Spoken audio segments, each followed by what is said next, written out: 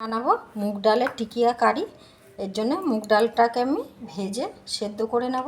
কড়াইয়ের মধ্যে অল্প একটু তেল দিলাম, মুগ ডালটা আমি নেড়ে নেব, বেশি একটু ভেজে নেব। আচ্ছা, আমার এবার এর মধ্যে আমি জল দিয়ে দেবো, ডালটা সেদ্ধ করে নেব।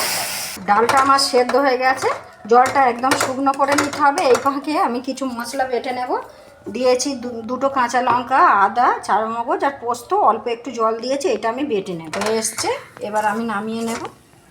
ডালটার মধ্যে দেব জিরে আর ধনিয়া, শুকনো খোলায় ভেজে গুঁড়িয়ে রাখা ছিল, ভাজা মশলা আমি দিয়ে দিলাম, আধ ভাঙা করে রেখেছিলাম। ও স্বাদ অনুযায়ী লবণ, ভালো করে মিশিয়ে নেব।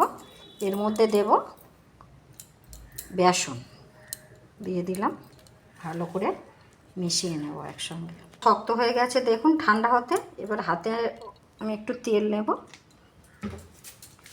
বুলিয়ে নেব। টিকিয়াগুলো একটা একটা করে আমি গড়ে নেব, যে যেমন সাইজে খাবেন সেই বুঝে।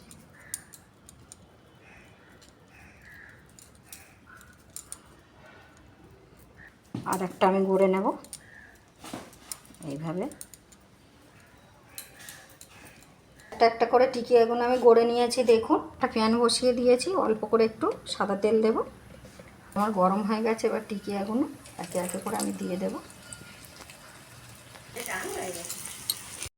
হয়ে গেলে অপর পিঠটা আমি উল্টে দেব, একে একে করে উল্টে দিয়েছি।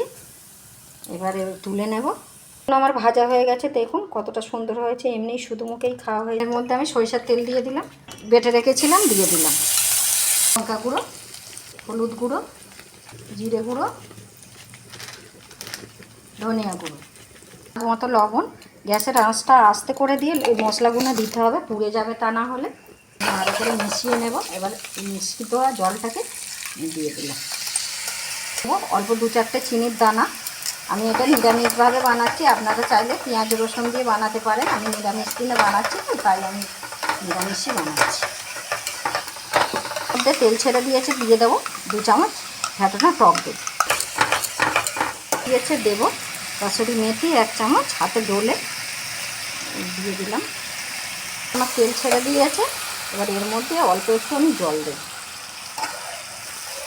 উঠেছে, এবার টিকিয়াগুলো আমি একে একে দিয়ে দেবো।